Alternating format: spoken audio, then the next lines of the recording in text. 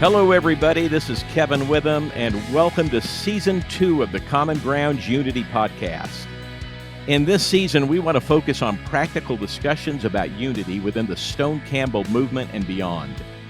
Jesus valued unity and prayed for it, that we may all be one, so that the world may know. We believe unity is best achieved through relationships rather than beginning with disagreements over doctrine, practice, or ideology. We value the gathering, breaking bread and sharing a cup of coffee or your favorite beverage.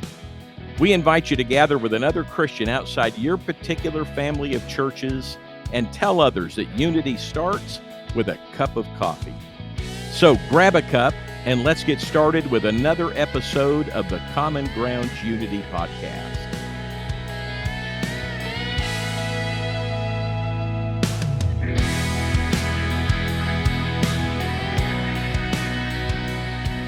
Welcome, everyone, to the Common Grounds Unity podcast. I'm Tina Bruner, one of the co-hosts, and this week we are excited to have with us Ben Brewster. Kevin Witham is on the road, and so we asked Ben to join us as a co-host, and I have to say I'm super excited because after doing all those episodes on lessons learned from Mars Hill, I really have missed all of them. So it's good to be back on with him. The purpose of our podcast is to have dialogue and discussions with people across the streams of the Stone Campbell Restoration Movement. And we're glad that you joined us today for this conversation, which is the first in our new series on spiritual formation. So, Ben, how are things going for you? What's been going on since lessons learned from Mars Hill? How hot is it where you are? Oh, it's hot in Louisiana. It's summertime. But Tina, it's so great to be here with you. And I'm sorry that Kevin's not here because you and Kevin make a terrific team. You guys are doing a great job. And so it's good to be here and to reconnect because that really was good times, the panel discussions we had. Yeah, it's great that we still periodically get texts from Alicia Crumpton with book recommendations. So she's still adding to our book list for us. So today we're excited to have two guests with us, Jeanie Shaw, who served in the ministry and with Hope Worldwide over 47 years in full-time ministry. She received her MA in Christian spirituality and formation and is currently pursuing her doctorate in spiritual formation and discipleship at Nazarene Theological Seminary. Her deepest joy comes from helping others fall more deeply in love with God. She teaches worldwide and just published her 17th book. Oh my God. Yeah, isn't that something? Wow. The latest one is called What Now? God, Finding God in Transitions. Jeanie also recently published The View from Paul's Window, Paul's Teaching on Women. Jeanie is richly blessed with her 4 adult children and 8 grandchildren. Jeanie, welcome to the podcast. Oh, thanks. It's great to be with you. And I love this whole podcast and just really seeking to bring greater unity. Thanks for having me. Yeah. And then we also have Rhonda Lowry. It's interesting. I was telling her before we started that in her bio, it starts with she served as a 6th grade teacher. And then it goes into that she was faculty at Fuller Theological Seminary, faculty at Pepperdine University, as well as the director of development for the Willamette University School of Law in Salem, Oregon. And I think probably of all of those things that she's done, I would wonder if 6th grade teacher was the most challenging of all of those things. I don't think I would like to be with 6th graders all day. 6th graders are fabulous, Tina. You would love them and they would love you. But raising money from attorneys is not easy. Maybe I would rather be with 6th graders. Rhonda also received her bachelor's degree from Pepperdine and her master's in divinity from Fuller Theological Seminary in Christian formation and discipleship. Rhonda served as a senior fellow for the Institute of Christian Spirituality and assistant professor of spiritual formation at Lipscomb University. She's a well-known speaker and serves on several boards. Her husband, Randy, served as the president of Lipscomb University in Nashville from 2005 to 2021. They're both on sabbatical this year and enjoying their 5 grandchildren, and they have 3 grown children. Rhonda, welcome. And Thank you're in you. Nashville right now, right? I am. It's beautiful and actually in Franklin, Tennessee, but we are thrilled to be here, and I am very honored to be at this table with all of you. Thank you for having me. Thank you. And Jeanie, where are you located? Where are you I calling just, in today from? yes, thanks. I moved almost a year ago to date, from Boston or the Boston suburbs to Glastonbury, Connecticut, right outside of Hartford. So we've got a day in the high 60s today, so it's quite pleasant. Yeah, well, I think Ben and I would trade you Yeah. your 60-degree weather right about now. Ben, why don't you get us started on this conversation? Well, let's get into it. We're talking about laying the foundation and spiritual formation, and both of you have an immense amount of experience in this. And so, why don't we just start off by asking a little bit about if you would both be willing to tell us about your spiritual journey. How do you become interested in spiritual formation and spiritual discipline? So, let's go in alphabetical order. Jeannie, you want to start? Oh, sure. Well, I grew up in Gainesville, Florida, at a small church called 14th Street, Church of Christ. And I was very blessed that my parents were Christians. They were the real deal. So I became a Christian as a young teen, and I loved God very much. I was after a couple years of some rebellion, but 14th Street later became the Crossroads Church of Christ, and my dad was an elder there. I saw something pretty amazing during that time. I was now into my high school years, and I saw so many people. This was in the early 70s. So many students becoming Christians, and it just, I don't know, it awakened my desire for more. There were some really precious times. I was thinking this morning of just times as a young student, we'd sit around and start songs spontaneously, men and women, and share scriptures. And so that was kind of deep in there. But I felt still like I was raised in a very kind of rules oriented, more flat, dimensional way of viewing God, more as a perfectionist keeper and sort of ready to throw me off the cliff when I sinned. And, so it was, I don't know, it was strenuous in many ways, more than joyful.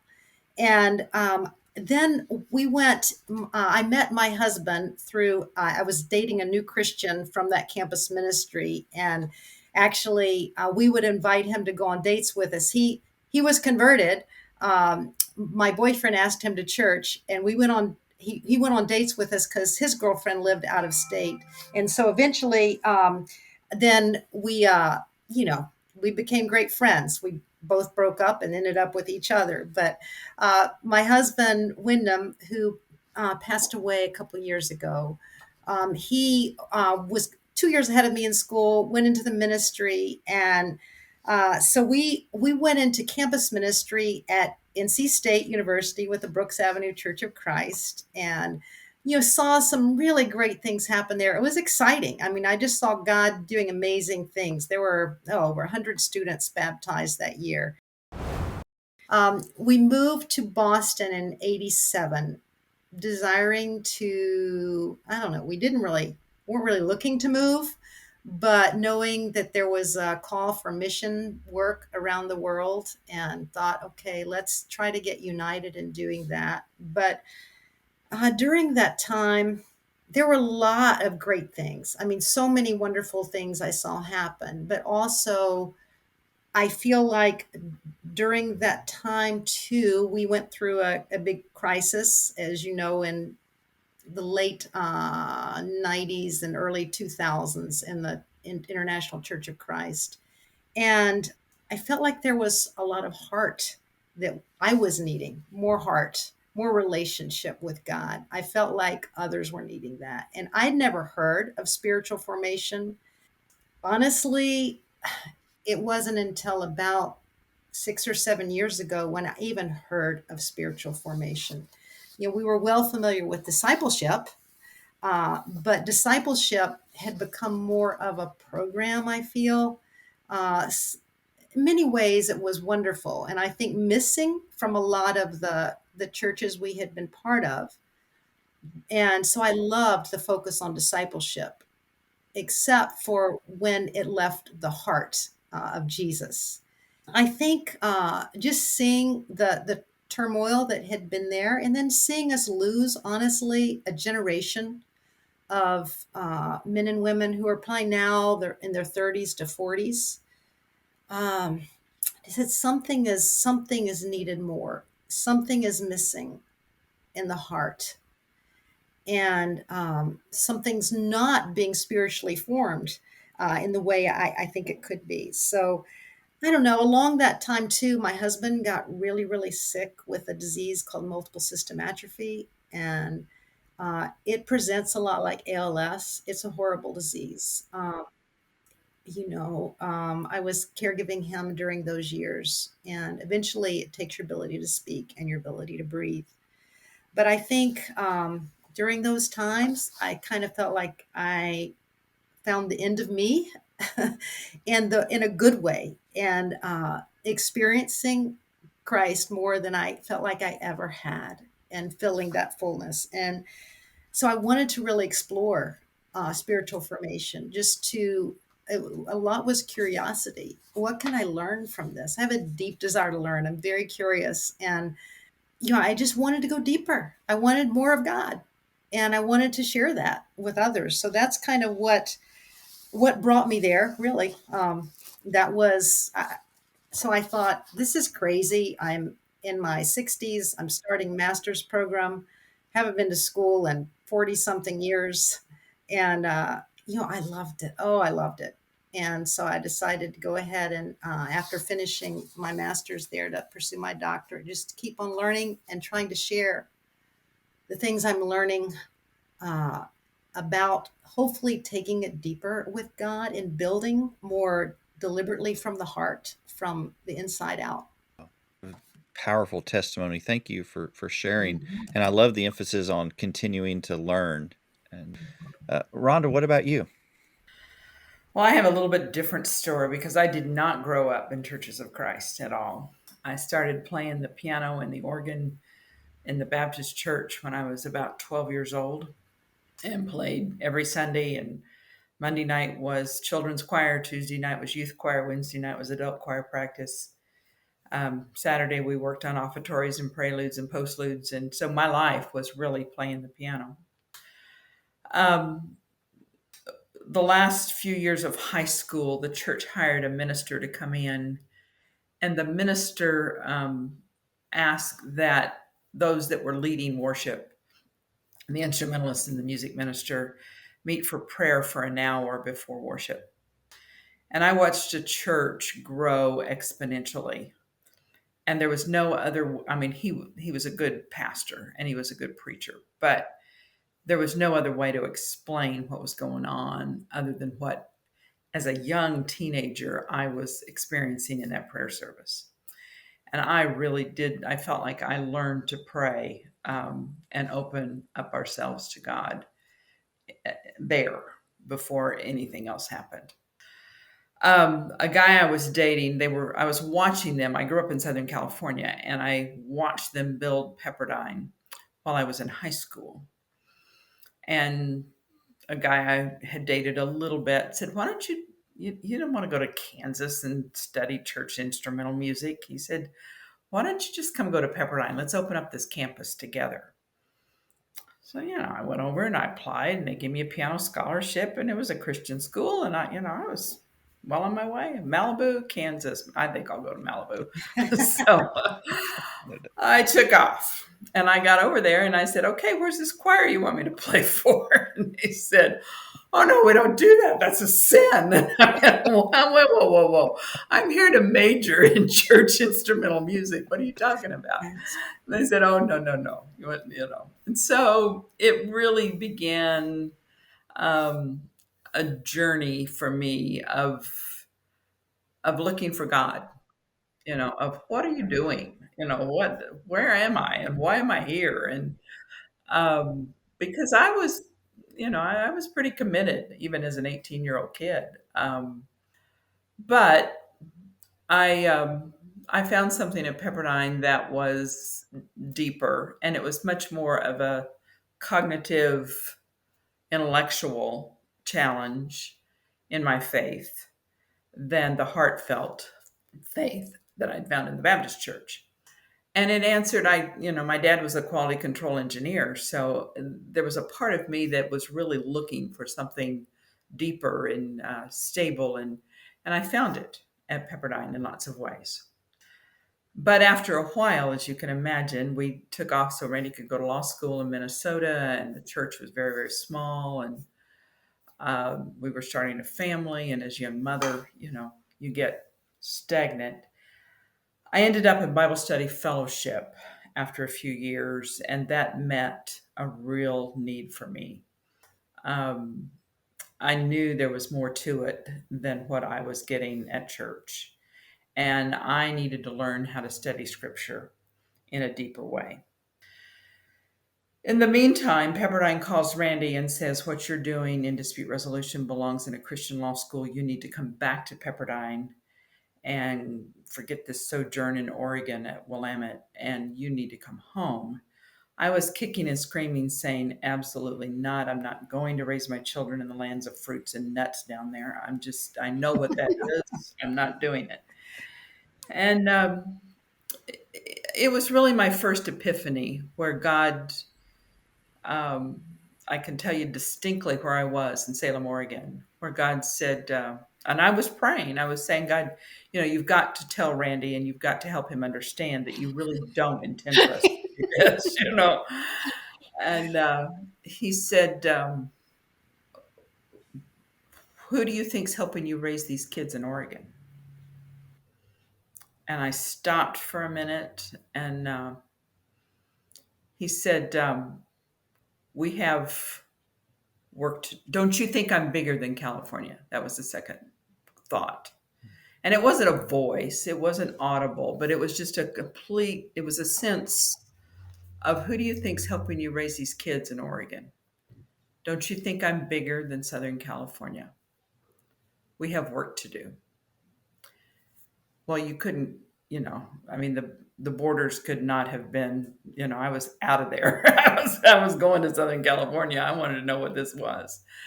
So sure enough, we started.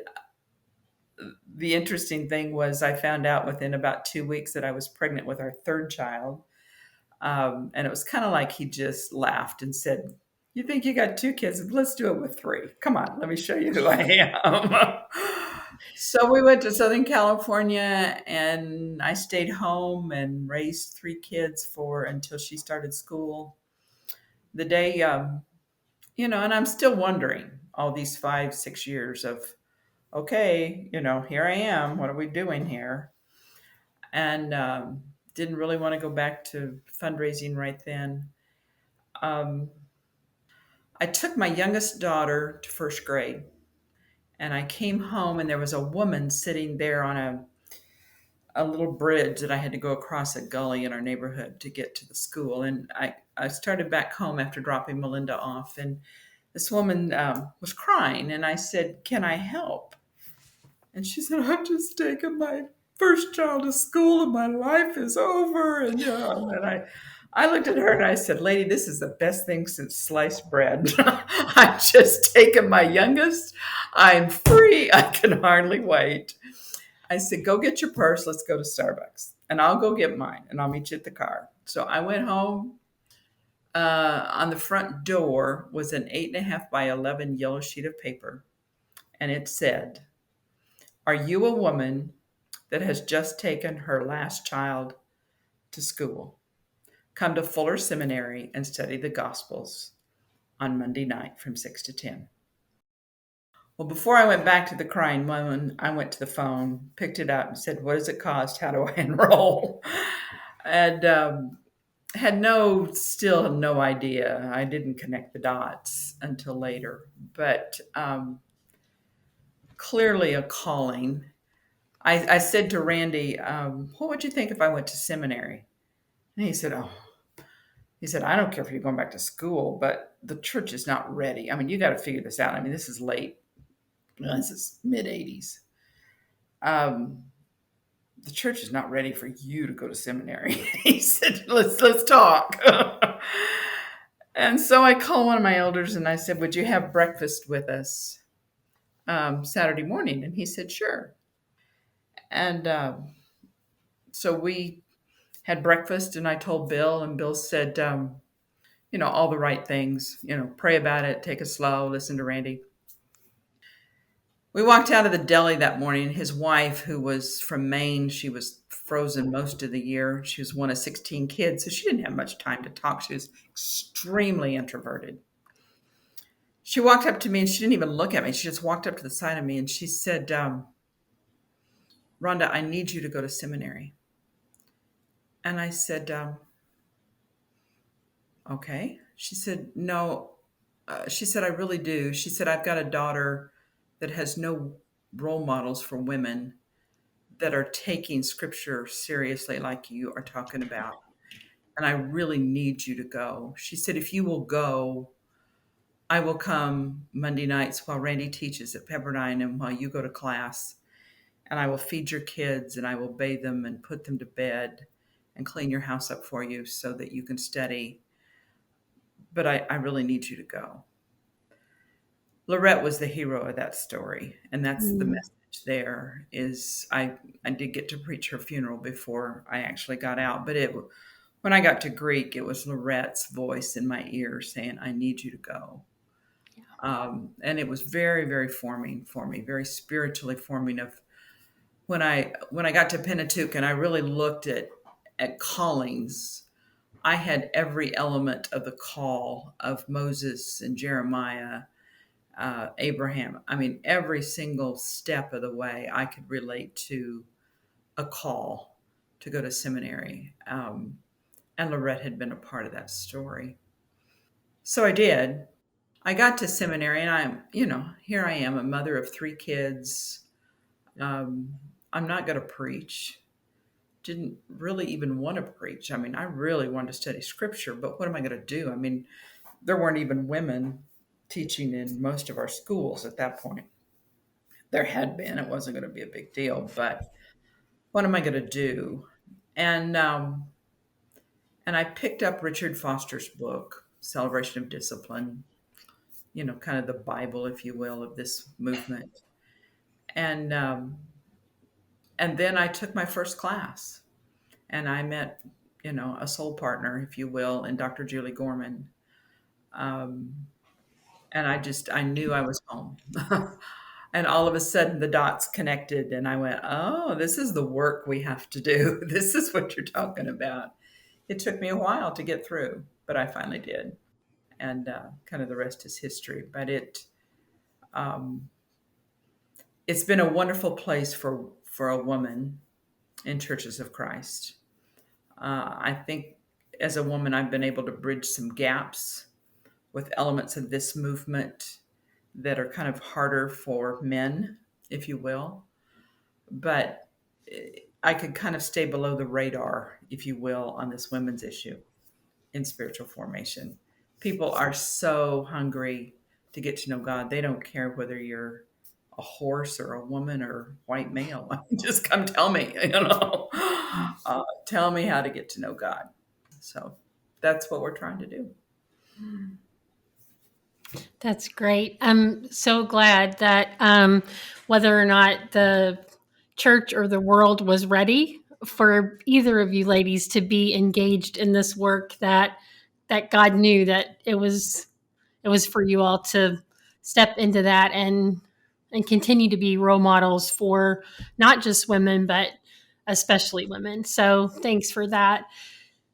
Many of our listeners may not understand, Jeanie was mentioning that until 6 or 7 years ago, the term spiritual formation, I've had someone say they have a spiritual director, and other people in the church are like, oh my gosh, is it like a witch? Is it like they just don't have any concept. So for our listeners who are new to this concept, will you share what does spiritual direction mean? And Jeanie said something about discipleship versus spiritual formation or being spiritually formed.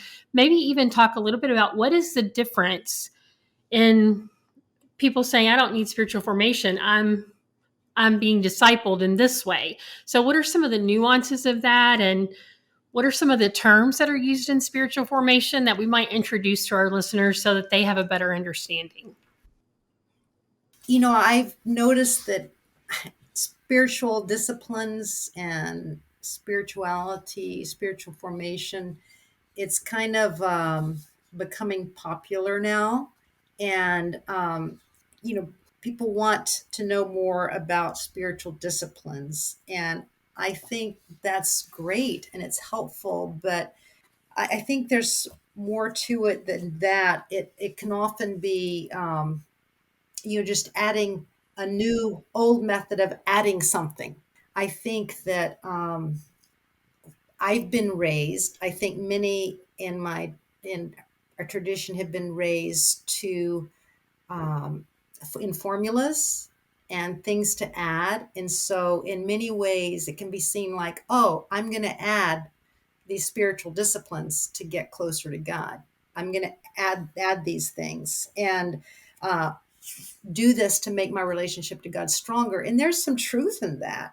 But I think before we can add to our faith, there's got to be some consideration of what we're adding to. How do we view God? Is he a perfectionist waiting for my mess ups, a technical miser, watching for me to mess up? And formation, while it's personal, it's also communal in practice. And I think that it takes other people, it takes community to be formed. Um, the very nature of the triune God shows that we're relational, have to be formed. But I think spiritual formation there's a lot of similarities to discipleship, except for, um, again, discipleship can be a program. It can be something to add. It can be more human oriented than God working in us from inside, the Spirit working and allowing space for God. That's some of how I've come to view spiritual formation differently, is it's allowing space in my life, in another's life, for God to move, for God to work. Like you were saying, hearing God. Yes, not in an audible voice that's, coming out from heaven, but where he's really communicating and it's personal and it's experiencing God. And I think this is what is lacking often today, is an experiencing of God rather than just facts about God that we hold to and a doctrine of truth that we hold to. There's got to be more than that. That's important, but there's got to be the experiencing of God. And again, sometimes discipling with other, if you want to call it that, with other people is just so valuable. I have deep rooted relationships where we have prayed together, cried together, just shared our hearts together. Those are beautiful. They're wonderful. And that is part of spiritual formation. But God works in our lives in so many different ways. And part of the thing I have also come to appreciate is the deserts, the times when I feel like he doesn't show up.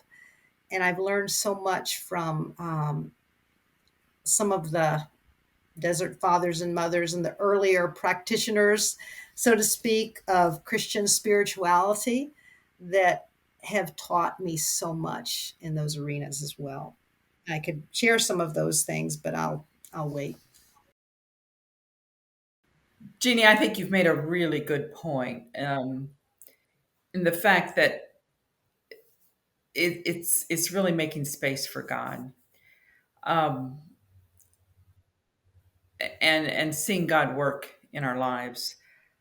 Roberta Hestonus and Julie Gorman really helped me see that it really is misnamed in a lot of ways, because it is not formation. We are not forming ourselves into a certain formula or a certain form that we do to please God. That what we're really talking about is spiritual transformation, Right. constantly, of our lives. That we are transforming our lives to be more like Jesus. And so what this movement is all about is really an awareness of how adults and children, but how we as human beings transform our lives. It really comes out of three academic disciplines that I think finally started talking to each other. The field of psychology emerged enough that they could finally begin to talk to the theologians. And the theologians and the psychologists went back and started beginning to talk to contemplatives, which they never had talked to before. And so this really is partially an old religious education, what we used to call religious education degree or a religious education track, a way of thinking of how are we educated, which was really nothing more than a cognitive experience. And it left out the three other domains that Bloom taught us in the field of psychology of what it means to be a human being. As human beings, there are four domains that all have to be touched for transformation to take place. And there are four questions that as teachers and as educators and as people looking to transform lives, whether it is in school, whether it is spiritually, in whatever we're trying to do, we have to answer those. And it's, what do I need them to know? There's a body of information that we need to know. What do I need them to do as a result of my lesson or my experience? What is God wanting me to do? What does he want me to feel? This is kind of a new idea in our tribe because we haven't really cared about how people felt. I got a pew from my grandmother's church, and even though she was Baptist and they've got a little bit more feeling than Churches of Christ in their theology, it was still the most uncomfortable thing in the world. No wonder I squirmed as a kid, but there is God made our emotions every bit as much as he made our brains. So, and he made it so we would seek him and we would look for him and we would find him through our emotions. And that's got to be a part of this.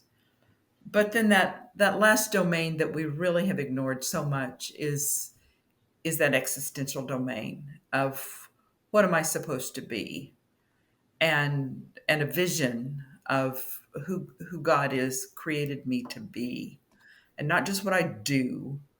And I think we see that if you go back to go back to Genesis, and you look at how we were created.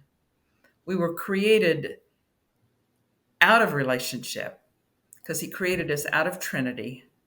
Let us create humankind in our image. If you listen to those plural pronouns, in the image of God, he created them.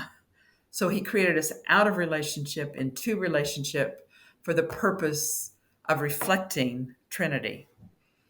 And that just tells me a lot about how we're created, that all of this has to be a part of it. But then you also look at what happened in the fall and look at where we are right now. If you think about it for just a minute, we've been told for years that Eve was vulnerable and she was weak and she was, all those things. And so Satan went to her because he knew she'd kind of give in because she's this weak little wimpy feeling kind of person. That's not what happened at all if you read scripture. Satan went to her and said, do you want to be God? Do you want to know the difference between evil and good?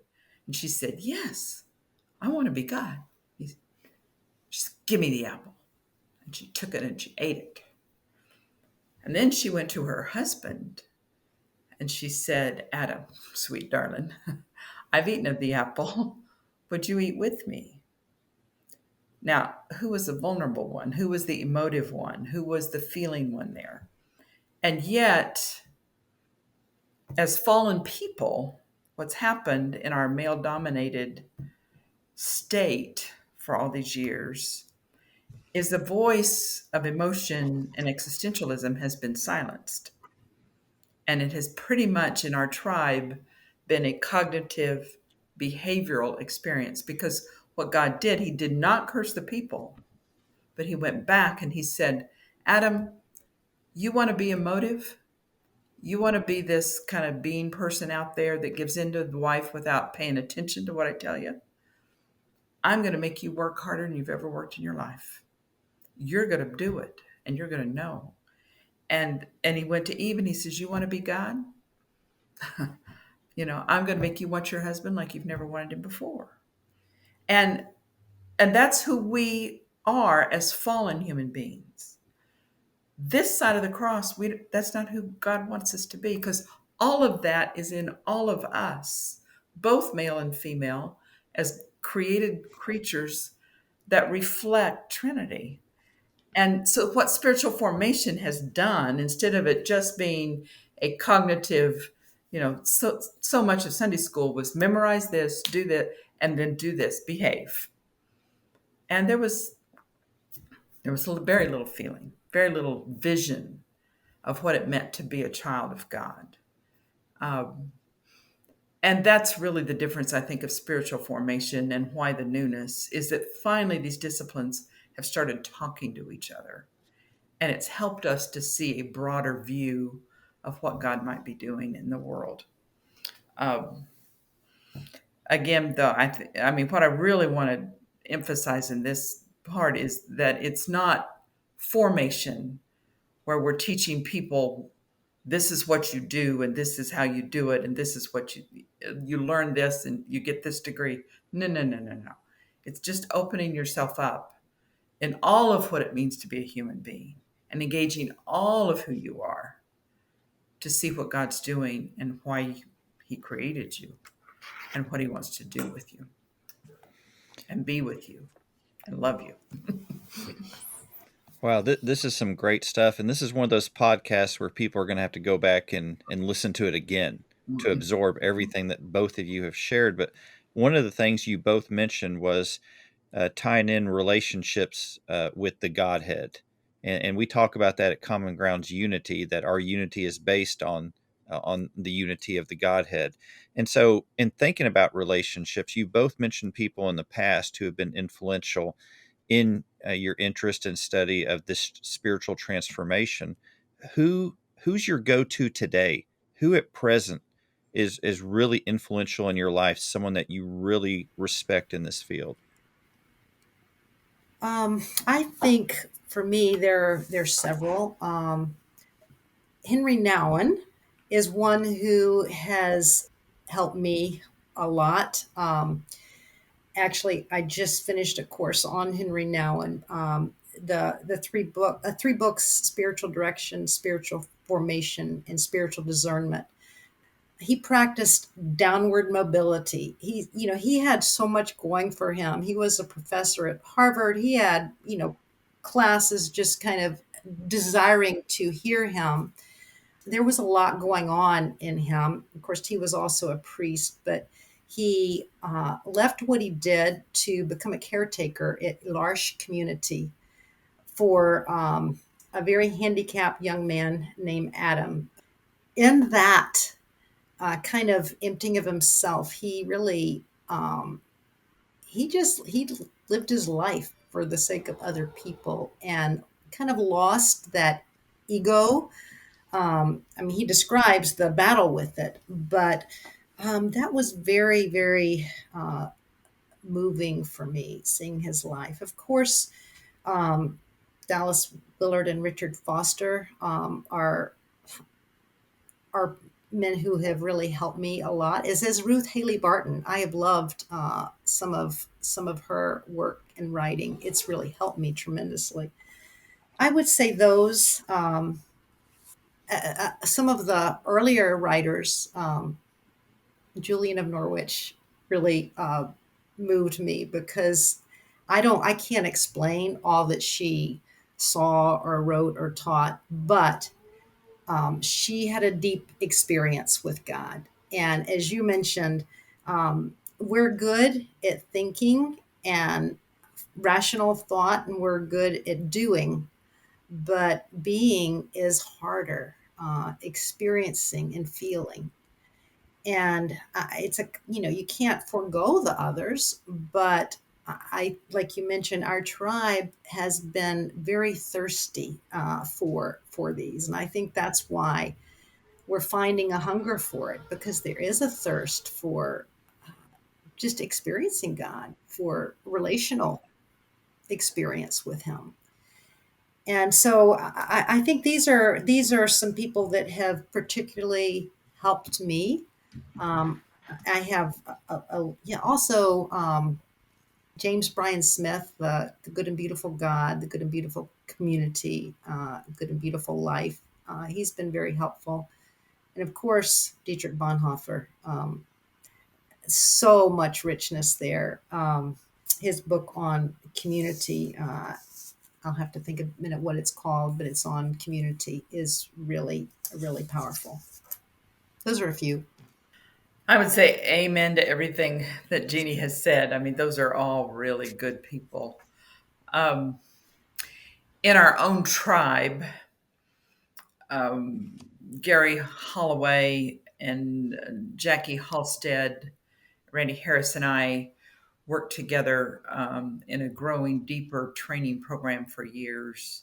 And I would recommend any of the three of those. I know them well, and they can challenge anyone in this field with different giftednesses and different kind of perspectives. But that's very good, I think. Um, Randy has really been a soul partner in lots of ways, and he's just a good conversationalist about all of this. I've probably learned as much in nature and sitting in a cow pasture